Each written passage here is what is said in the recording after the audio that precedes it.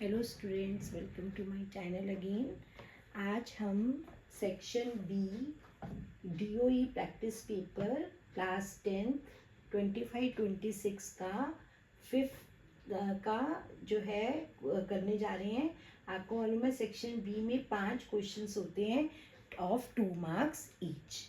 ठीक है, तो वन बाय वन हम क्वेश्चन लेंगे। और मैंने पिछली वीडियो में जब सेक्शन ए कराया था उसमें इस डिस्क्रिप्शन बॉक्स में इस क्वेश्चन का इस प्रैक्टिस पेपर को डाला था और आज फिर डाल दूंगी ताकि आप क्वेश्चंस को भी देख पाएँ। ठीक है, तो 21st क्वेश्चन है, first term of an AP is 12, तो ए हो गया 12, last term is 62, an is 62 and sum of first n terms sn कितना गिवन है 148। ओके, तो find the value of n। तो बच्चे जब भी ऐसा क्वेश्चन है तो sn आपको गिवन है तो sn का ही हम फॉर्मूला लगा लेते हैं। sn का में जब a और an गिवन है तो हम कौन सा फॉर्मूला आएंगे, n/2 a प्लस an या a plus l last term होती है। Now n/2 a is 12, an is 62, 148, n/2 2 and 2 4, 74, 37 n is equal to 148, तो n हो जाएगा 148 अपॉन 37। जब इसको कैंसिल करोगे तो आंसर क्या आ जाएगा 4, तो n इज इक्वल टू 4। अब इसी में और में इसमें इस क्वेश्चन में चॉइस दी हुई थी, क्या चॉइस है कि Sn is equal to n 2n minus 1। Find the first 5 terms of EP। आपने फर्स्ट 5 टर्म्स निकालनी है AP की। तो it is very important question. जब मैंने ये चैप्टर कहा था तब भी बताया था आपको। ऐसे क्वेश्चन में क्या करते हैं, पहले n की जगह 1 पुट करेंगे तो 2 1 ज़ा 2 माइनस 1, तो S1 क्या हो गया 1। तो जो S1 होता है वही A होता है। अब S की जगह n की जगह 2 पुट करो, 2 2 ज़ा 4 माइनस 1, 3 एंड 3 2 ज़ा 6, तो S2 कितना हो गया 6। अब जब हम S2 में से S1 को माइनस करते हैं यानी कि 6 माइनस 1 5, ये आ जाती है सेकेंड टर्म। बट कोई भी टर्म निकालने के लिए AP के हमें D भी चाहिए। D कैसे निकलता है, second term minus first term, A2 minus A, तो 5 माइनस 1 इज 4। तो कॉमन डिफरेंस भी पता चल गया और फर्स्ट टर्म भी पता है। हमने फर्स्ट 5 टर्म्स लिखनी है, तो 1 अब 4 4 ऐड कर, 1 प्लस 4 5, 5 प्लस 4 9, 9 प्लस 4 13, 13 प्लस 4 17। तो this will be the first 5 terms of EP। Now the next question is, find the value of m for which it has unique solution x plus 2y minus 5 is equal to 0, 2x minus my unique solution. For unique solution की ये chapter में सबसे important चीज़ है, सारी conditions याद कर लो, जो भी कंडीशन पूछी जाए वही कंडीशन लगा दोगे।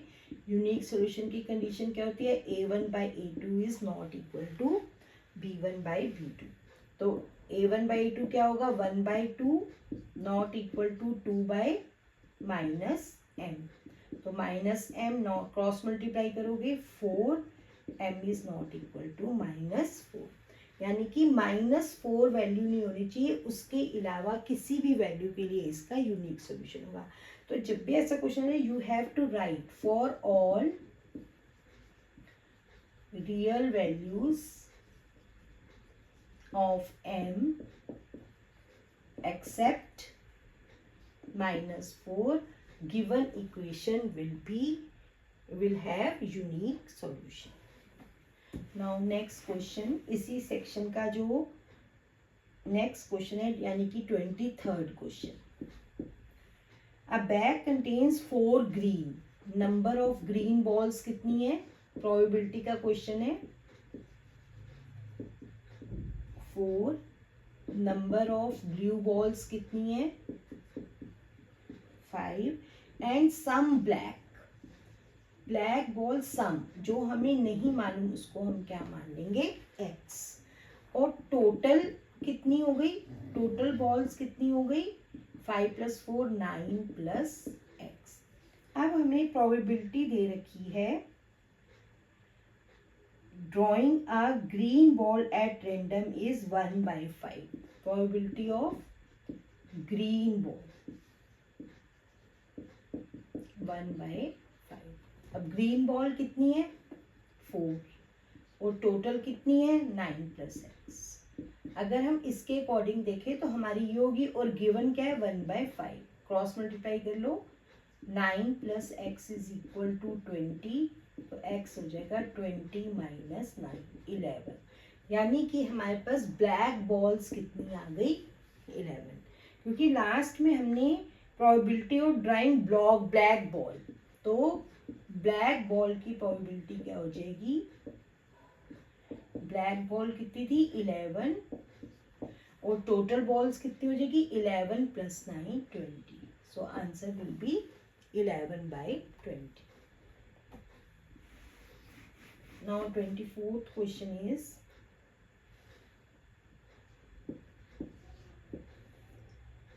the LCM of two numbers is 14 times, LCM जो है वो क्या है? 14 times HCF। तो HCF को हम x ले लेंगे, तो LCM हो जाएगा 14x।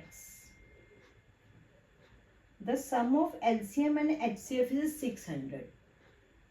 LCM plus HCF is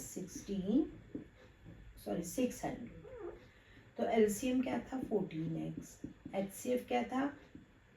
x। तो 15x = 600, x कितना हो जाएगा? 600/50, 40। यानी कि HCF हो गया 40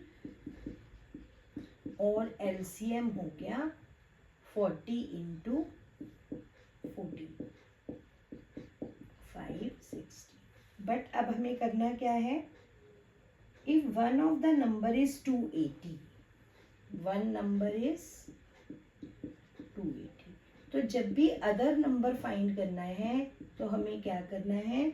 HCF और LCM को मल्टीप्लाई करके जो नंबर है उससे डिवाइड कर,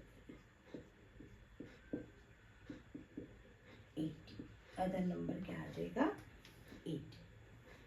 Now the 25th question is,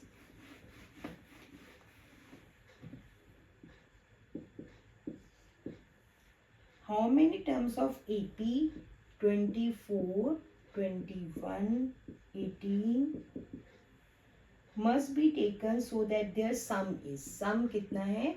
78। इसकी कितनी टर्म्स लें कि इनका सम कितना आए? 78। तो SN का फॉर्मूला क्या होता है? n/2 2a + n - 1d n।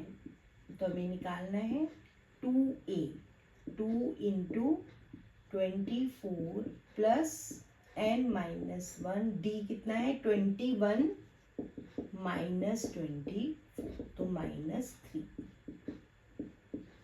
= 78। तो n/2 48 - 3n + 3 = 78। सॉल्व करते जाओगे, n/2 48 + 3 51। अब क्या करेंगे? इस 2 को पहले उधर ले जाओ, n